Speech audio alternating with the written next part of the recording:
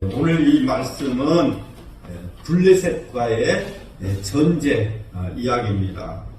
사무엘이 하나님의 말씀을 전하기 시작했을 때 그 말이 온 이스라엘에 퍼지기 시작했습니다. 그래서 이제 이스라엘 백성들이 사무엘을 하나님의 선지자로 알았습니다. 그래서 사무엘의 말이 온 이스라엘에 전파되니라.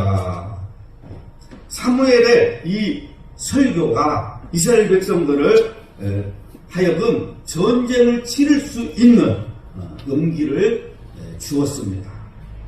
그런데 결과가 패배예요. 백성들이 무려 4,000명이나 죽고 말았습니다. 이스라엘 백성들은 믿음으로 전쟁을 시작했기 때문에 이 패배의 원인에 대해서 고민하게 됩니다. 그들은 사무엘의 설교를 듣고 은혜를 받았고 그 힘으로 블레셋과 싸웠습니다. 그러나 그들은 전쟁에서 지고 말았습니다. 그래서 그들은 하나님을 원망을 합니다. 여호와께서 어찌하여 오늘 블레셋 사람들 앞에서 패하게 하셨는고. 여호와께서 어찌하여 모든 문제의 원인을 자기에게서 찾는 사람은 응답을 받고 문제가 해결되지만 원인을 다른 쪽에서 찾으면 원망을 하게 됩니다. 하나님께서 아담에게 왜 선악과를 따먹었느냐 물을 때 하나님 잘못했습니다. 내가 하나님 말씀을 믿지 못하고 따먹었습니다. 내가 죄를 지었습니다. 용서해 주십시오. 그러면 되는데 하나님이 주셔서 나와 함께 있게 하신 여자 그가 열매를 내게 줌으로 내가 먹었나이다. 하나님이 주셔서 무슨 말입니까? 하나님 왜 나에게 그 여자를 주셨습니까? 그 말이잖아요. 죄는 자기가 지금 짓고 잘못은 자기가 했으면서 누구를 지금 원망합니까? 하나님이 나에게 주셔서. 이게 인간의 모습입니다. 우리는 어떤 문제가 생기면 다 내 잘못입니다. 문제는 나 때문입니다. 내가 믿음이 없어서 불순종했습니다. 다 내 죄입니다. 용서해 주세요. 우리는 이렇게 고백을 해야 문제가 해결되는 것입니다. 잠언 19장 3절 말씀 보니까 사람이 미련함으로 자기 길을 굽게 하고 마음으로 여호와를 원망하느니라 그랬어요. 그러니까 자기에게 문제가 생기고 어려움이 생기는 것은 미련하기 때문입니다. 이스라엘이 패한 이유는 백성들의 죄 때문입니다. 백성들의 죄 때문에 하나님이 징계를 하신 거예요. 분명히 믿음으로 시작했는데 결과가 좋지 않았다면 거기에는 우리가 알지 못하는 이유가 있습니다. 그래서 문제를 해결하려고 장로들이 모였습니다. 장로들이 원인을 찾아보았더니 하나님의 언약궤가 없어서 이스라엘이 졌다는 것입니다. 그래서 실로에 있는 이 법궤를 가져오면 하나님이 그들과 함께하는 것이 되니까 블레셋 사람들을 이길 수 있다고 생각한 것입니다. 그래서 이 법궤를 가져옵니다. 5절 여호와의 언약궤가 진에 들어올 때에 온 이스라엘이 큰 소리로 외치며 땅이 울린지라. 이스라엘 백성들은 과거에 여호수아가 이 하나님의 법궤를 앞세우고 여리고성을 돌았을 때 여리고성이 무너진 것을 생각한 것입니다. 그래서 하나님의 궤가 이스라엘 이 진에 들어왔을 때 승리를 확신했어요. 얼마나 큰 소리로 외쳤던지 블레셋 사람들이 두려워했다고 그랬습니다. 이제 자신들이 이스라엘의 신과 싸워야 하기 때문입니다.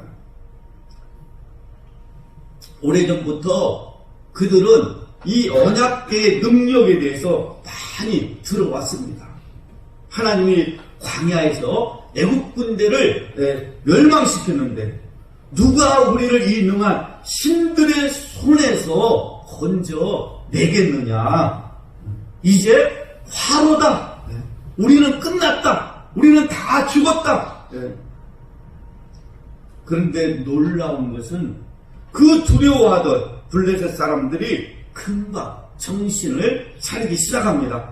9절 말씀, 너희 블레셋 사람들아 강하게 되며 대장부가 되어라. 너희가 히브리 사람의 종이 되기를 그들이 너희 종이 되었던 것 같이 되지 말고 대장부 같이 되어 싸우라. 블레셋 사람들은 우리가 지면 저들의 노예가 된다. 그러니 죽도록 싸워서 저들의 신상을 빼앗아 오자. 이 옛날 이 전쟁은 신들의 전쟁이라고 할 수 있어요.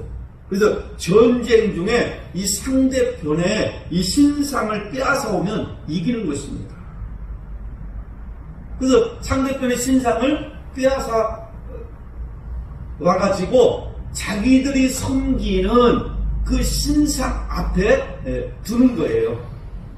그래서 블레셋 사람들도 하나님의 법궤를 빼앗아 가지고 자기들이 섬기는 다곤 신앙 옆에 두잖아요. 그것은 다곤 신에게, 우리가 섬기는 신에게 감사하고, 왜 승리를 주었으니까 감사하고, 또 우리의 신이 우월하다는 것을 보여주는 그런 행위입니다. 그래서 블레셋 사람들이 죽도록 싸워요. 그랬더니 이스라엘 백성이 3만 명이나 죽었습니다.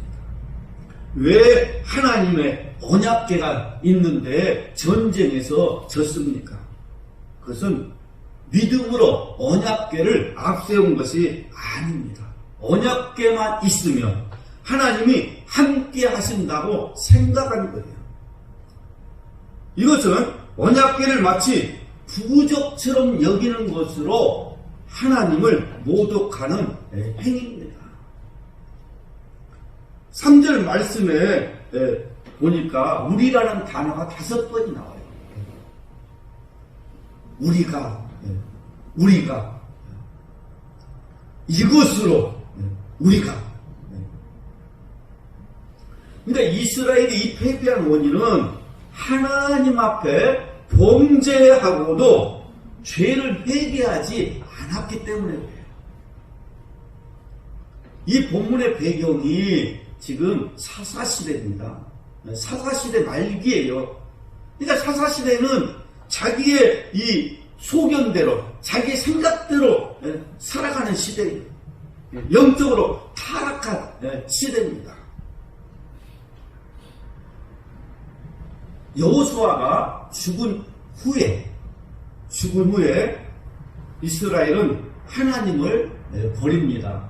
그리고 주변 국가의 신들을 섬겨요. 또 바알을 섬깁니다.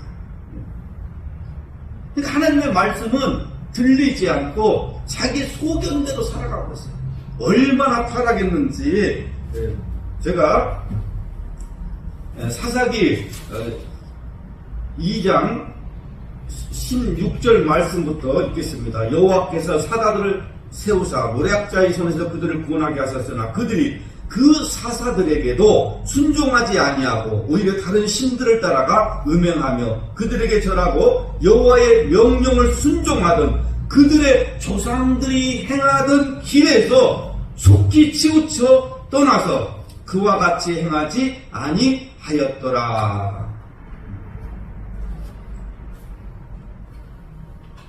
그러니까 하나님이 이스라엘 백성들을 구원하려고 사사들을 보냅니다.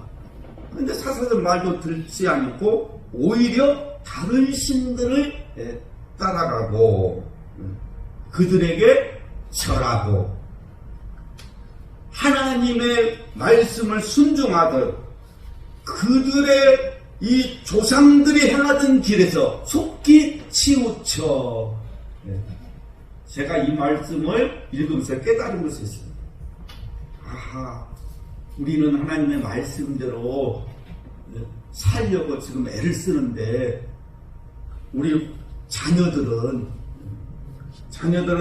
정말 우리가 가는 이 믿음의 길을 과연 갈까? 이들도 이렇게 믿음의 길에서 치우쳐 하나님을 멀리하지 않을까?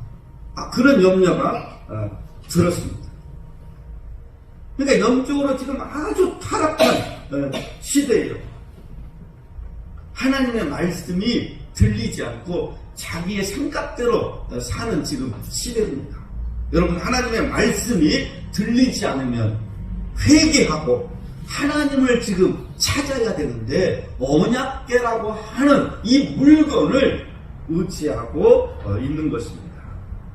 우리가 가지고 있는 이 십자가나 또 성경책은 아무 능력이 없습니다. 그 십자가에 하나님이 중요한 것입니다. 그 십자가에 예수님이 중요한 것입니다. 우리가 잘못하면 십자가를 우상 숭배할 수 있습니다. 그러나 십자가는 아무런 능력이 없어요. 그래서 우리 교단에서는 이 강단에 십자가를 두지 않습니다. 앞에 이 꽃꽂이도 하지 않는 교회가 많아요. 왜? 우상으로 섬길까봐. 그러니까 십자가는 아무런 능력이 없어요. 언약궤 자체는 아무런 능력이 없어요. 여러분 드라마 보니까 영화 같은 데 보면 드라큘라가 나오면은 십자가를 이렇게 내밀죠. 그러면 드라큘라가 도망갑니다. 그건 영화니까 그래요. 강도가 나타나서 나에게 돈 달라고 그러는데 우리가 자 십자가다 하고 십자가 들이밀면 강도가 도망갑니까? 안 그래요. 언약궤 안에 하나님이 계셔야 하고 이 십자가에 예수님이 계셔야 하는 것입니다. 이 성경책이 중요하지만 성경책은 그냥 종이에요. 종이. 이 안에 하나님의 말씀이 중요한 것입니다. 성경책 아무것도 아니에요. 이건 종이에요. 이 안에 하나님의 말씀이 중요한 거예요. 그래서 예수님보다 십자가를 더 귀하게 여기면 그것이 우상이라는 것입니다. 이스라엘 백성들이 왜 전쟁에서 졌습니까? 하나님보다 언약궤를 더 의지했기 때문입니다. 언약궤 자체를 의지하지 말고 언약궤 가운데 계시는 하나님을 의지해야 됩니다.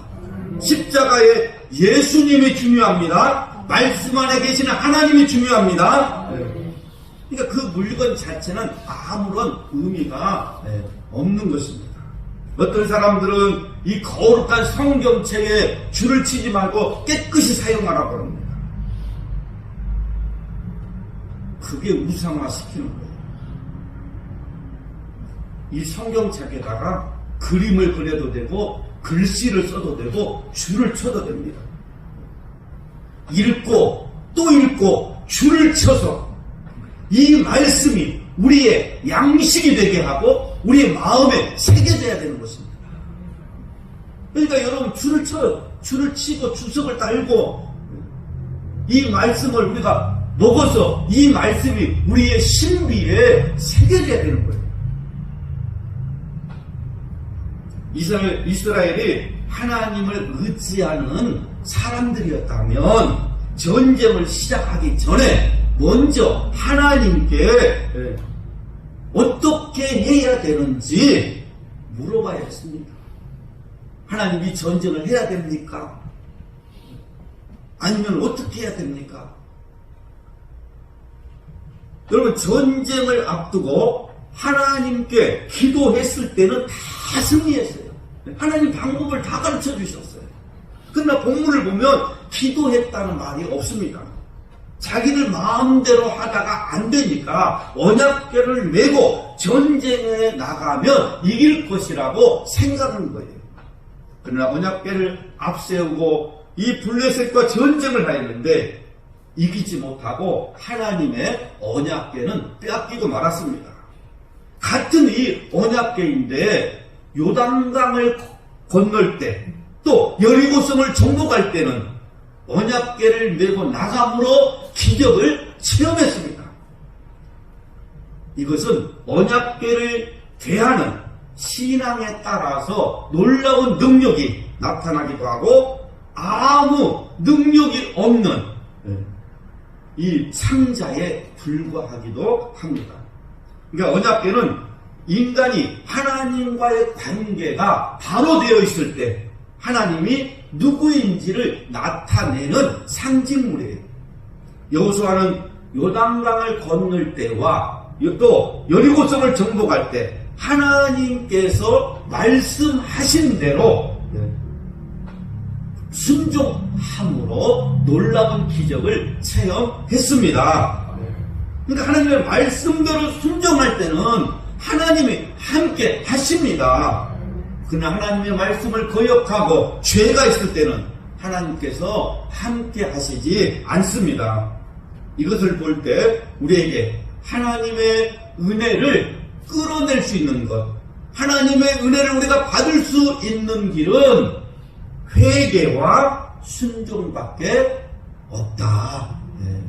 회개하고 순종할 때에, 하나님 말씀대로 살 때에 하나님께서 우리에게 은혜를 베푸십니다.